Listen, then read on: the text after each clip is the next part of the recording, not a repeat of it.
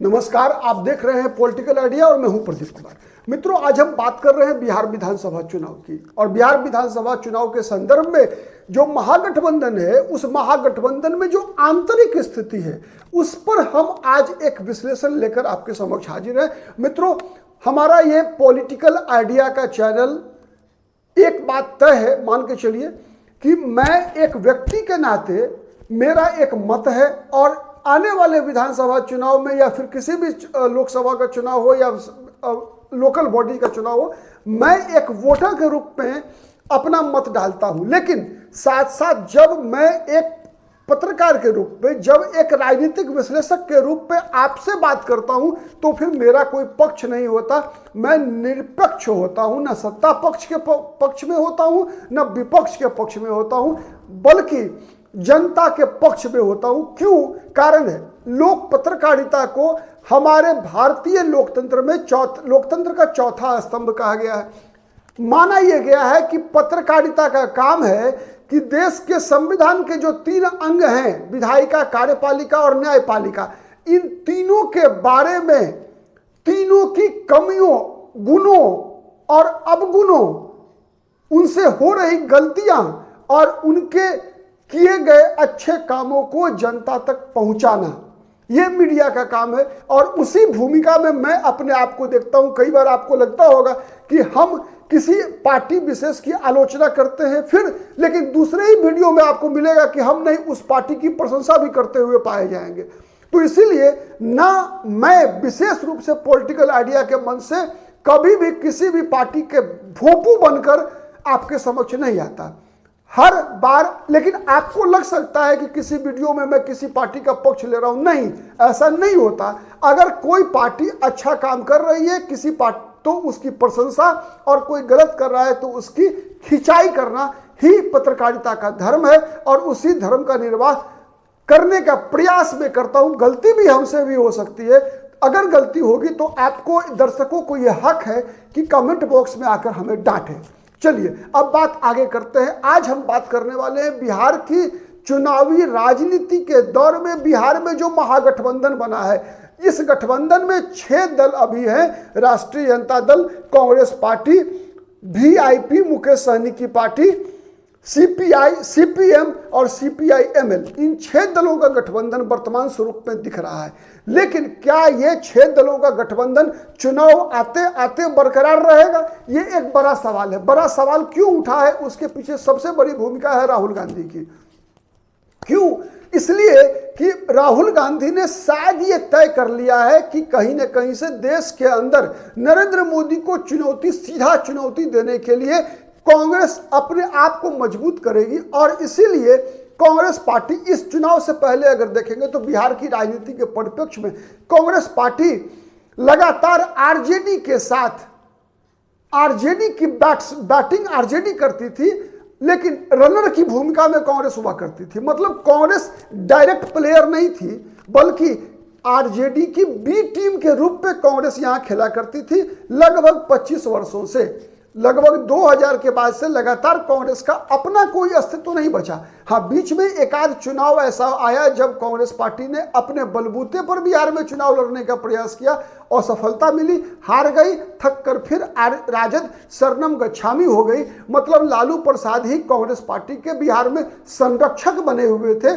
मतलब ऐसी स्थिति थी कांग्रेस की जब कांग्रेस पार्टी का प्रदेश अध्यक्ष और नेता विधायक दल ही भी लालू प्रसाद यादव से पूछकर ही सोनिया गांधी नियुक्त किया करती थी। यह सच्चाई है। उदाहरण के लिए अखिलेश प्रसाद सिंह की बात मैं कर सकता हूं कि वो आरजेडी के पक्ष में थे, लालू यादव के बहुत ही क्लोज रहे, निकटस्थ रहे हैं, इसीलिए वो प्रदेश अध्यक्ष बने थे। ऐसे कई उदाहरण है। ये कोई उदाहरण के लिए मैंने एक अखिलेश सिंह का नाम लिया। खैर, अब जिस प्रकार की भूमिका में राहुल गांधी लगातार 5 महीने से, जनवरी से लेकर मई तक लगे हुए हैं, उससे यह स्पष्ट संकेत मिल रहा है कि राहुल गांधी के मन में कुछ न कुछ चल रहा है। और जिस प्रकार से बयान भी राहुल गांधी के आए हैं, उनसे स्पष्ट दिख रहा है कि न केवल बिहार में बल्कि आने वाले दिनों में राहुल गांधी को आप देखेंगे कि नरेंद्र मोदी को सीधी चुनौती देते हुए प्रधानमंत्री पद के भावी उम्मीदवार के रूप में उत्तर प्रदेश, बंगाल, हर जगह राहुल गांधी और कांग्रेस पार्टी अपने बलबूते पर अपनी ताकत को बढ़ाने का प्रयास करेंगे। इसी क्रम में बिहार में अगर हम लगातार देखें तो बिहार में अब तक तेजस्वी यादव ये मान के चल रहे हैं कि आरजेडी उनकी बी टीम के रूप में बिहार में चुनाव लड़ेगी, लेकिन कांग्रेस पहले चरण में ही इस बात से को नकार चुकी है कि आरजेडी का बी टीम बनना कांग्रेस को मंजूर है। नहीं, कांग्रेस के नेताओं ने खुलेआम कहा कि नहीं, हम आरजेडी के बी टीम बनकर चुनाव नहीं लड़ेंगे। नंबर 1। नंबर 2, तेजस्वी यादव को मुख्यमंत्री पद का भावी उम्मीदवार भी मानने को कांग्रेस तैयार नहीं है। उसके बाद जिस प्रकार से राहुल गांधी दलितों के मुद्दे पर, पिछड़ों के मुद्दे पर जिस प्रकार से लगातार सवाल उठाते रहे हैं, संविधान की प्रति हाथ में लेते हैं, बाबा साहब भीमराव अंबेडकर की फोटो लेकर जिस प्रकार से दलितों से सीधा संवाद कर रहे हैं, उससे यह स्पष्ट दिख रहा है कि कहीं ना कहीं कांग्रेस पार्टी अपनी अलग रास्ता तैयार करने का प्रयास कर रही है। वहीं तेजस्वी यादव लगातार आप देखेंगे तो 1 महीने के अंदर 4 बैठकें कर चुके हैं, समन्वय समिति के संयोजक बने हुए हैं। लेकिन राहुल गांधी समन्वय समिति के संयोजक जो महागठबंधन के हैं, उनको कहीं भी 5 पैसे का भाव नहीं दे रहे हैं। तेजस्वी यादव सर्वदलीय बैठक करते हैं, मतलब महागठबंधन के 6 दलों की बैठक करते हैं, पशुपति पारस की लोग भी उस बैठक में आते हैं, लेकिन राहुल गांधी से कोई कम्युनिकेशन नहीं होता है तेजस्वी यादव का। तो ये सब कई सवाल हैं जिस सवाल से कहीं ना कहीं आप देखेंगे तेजस्वी यादव भी भन्नाए हुए हैं। उनके अंदर ही बेचैनी है, और बेचैनी इसलिए भी है कि राहुल गांधी लगातार बिहार का दौरा करते हैं और तेजस्वी यादव को न मंच पर बुलाते हैं, न तेजस्वी यादव के पास जाते हैं। मतलब अलग कार्यक्रम आरजेडी का, कांग्रेस पार्टी का अलग कार्यक्रम। तो सवाल यह उठ रहा है कि तेजस्वी यादव और राहुल गांधी का तेजस्वी यादव तो लगातार प्रयास कर रहे हैं कि राहुल गांधी उनके साथ आए, कांग्रेस पार्टी उनके साथ आए। यहां तक कि आपने देखा कि पहली बैठक जब महागठबंधन के समन्वय समिति की राजद कार्यालय में हुई पटना में, दूसरी बैठक कहां हुई? कांग्रेस पार्टी के मुख्यालय सदाकत आश्रम में। और इन बैठकों से पहले तेजस्वी यादव दिल्ली जाकर मल्लिकार्जुन खड़गे से बैठक करके आते हैं, मीटिंग करके आते हैं, और उस मीटिंग में राहुल गांधी भी मौजूद होते हैं, तेजस्वी यादव अपना रोड मैप भी बताते हैं। लेकिन वहां भी मीटिंग के बाद जब पत्रकार वार्ता होती है और पत्रकारों के साथ कृष्णा अल्लावरू जो कांग्रेस के बिहार के प्रभारी हैं, राजेश राम जो कांग्रेस पार्टी के बिहार में प्रदेश अध्यक्ष हैं, विधायक दल के नेता हैं शकील अहमद खान, ये सभी जब पत्रकारों के समक्ष आते हैं तो इस बात से इनकार कर देते हैं कि तेजस्वी यादव हमारे बिहार में भावी मुख्यमंत्री पद के उम्मीदवार बनेंगे। इतना ही नहीं, आप याद कीजिए बीच में अभी जातिगत जनगणना कराने की जो केंद्र सरकार की घोषणा हुई, उससे पहले राहुल गांधी का पटना दौरा था। राहुल गांधी ने स्पष्ट कहा कि नहीं, बिहार में जो जातिगत सर्वेक्षण हुआ है वो फेक है, और उस जातिगत सर्वेक्षण का श्रेय सबसे ज्यादा तेजस्वी यादव लेते हैं। मतलब तेजस्वी यादव को ही कंट्राडिक्ट करते हैं। लालू परिवार के अपार विरोध के बावजूद कन्हैया कुमार को बिहार में पूरा अपना स्टार कैंपेनर बना के रखा हुआ है राहुल गांधी ने। पप्पू यादव से लगातार बयान दिलवाए जा रहे हैं। तो सवाल यह उठ रहा है कि तेजस्वी यादव कब तक इंतजार करने वाले हैं राहुल गांधी के फाइनल फैसले का। और आपको याद होगा पिछली बैठक जब हुई थी 5 तारीख को महागठबंधन के समन्वय समिति की पटना में दीघा में एक रिजॉर्ट में, तो उस बैठक में यह तय किया गया था कि अगली बैठक 18 तारीख को होगा, और 18 तारीख को जो होने वाली बैठक में जो कॉमन मिनिमम प्रोग्राम है उस पर चर्चा होगी। लेकिन कॉमन में 18 तारीख को बैठक भी नहीं हुई, न उसके रद्द होने की कोई सूचना आई, न तेजस्वी यादव का कोई बयान आया, कुछ नहीं आया। तो ये सब कई मुद्दे ऐसे हैं जो स्पष्ट इशारा कर रहा है कि राहुल गांधी और तेजस्वी यादव का रास्ता अलग अलग हो चुका है। तो सवाल यह उठ रहा है कि अगर कांग्रेस पार्टी 243 विधानसभा सीटों पर चुनाव लड़ना सोच रही है,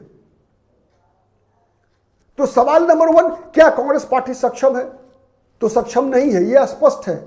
लेकिन राहुल गांधी के कई सूत्रों ने ऐसा संकेत दिया कि राहुल गांधी के लिए बिहार विधानसभा चुनाव महत्वपूर्ण नहीं है, बल्कि 2029 का लोकसभा चुनाव महत्वपूर्ण है।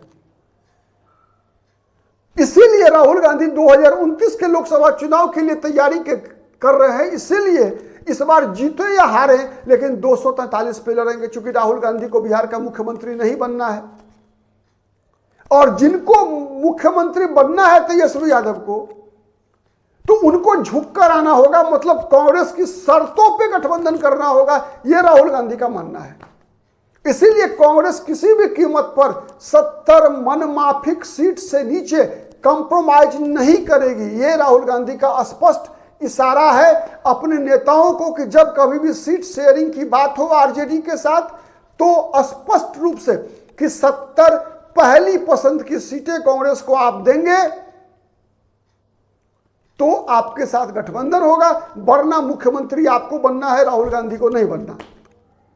राहुल गांधी त्याग करेंगे तब करेंगे जब राहुल गांधी को प्रधानमंत्री बनना होगा। लोकसभा चुनाव में, विधानसभा चुनाव में राहुल गांधी क्यों त्याग करें?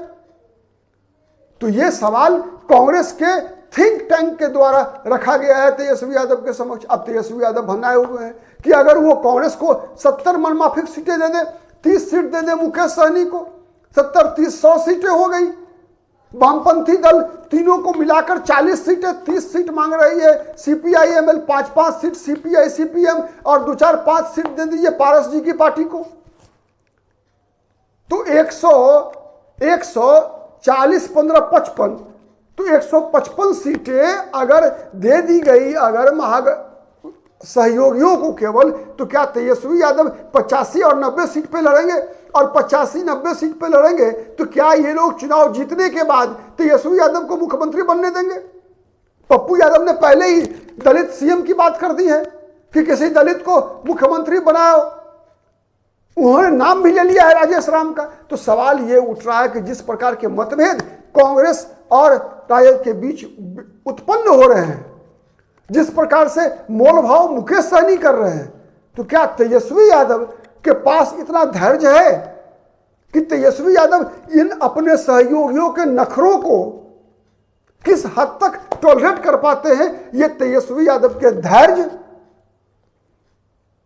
और तेजस्वी यादव की आने वाले चुनाव में अक्टूबर नवंबर के लिए जो योजनाएं कुछ बनाई होगी तेजस्वी यादव के भी थिंक टैंक ने, उस पर निर्भर करेगा। आने वाले दिनों में हम देखेंगे कि ये ऊंट किस करवट बैठता है।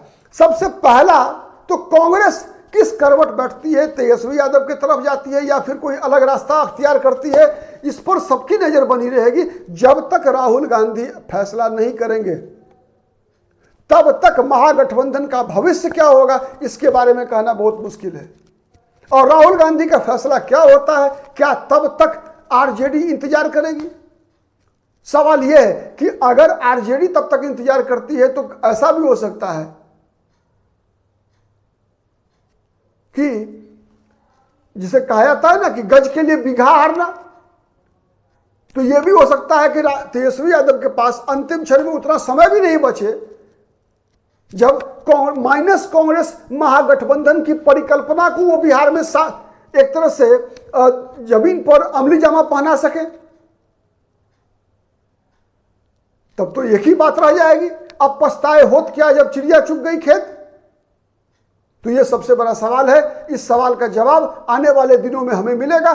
फिर जब मिलेगा मैं आपके समक्ष हाजिर होऊंगा, लेकिन यह वादा है हम निरपेक्ष रहेंगे, निष्पक्ष रहेंगे, न सत्ता पक्ष न विपक्ष की पैरवी करेंगे।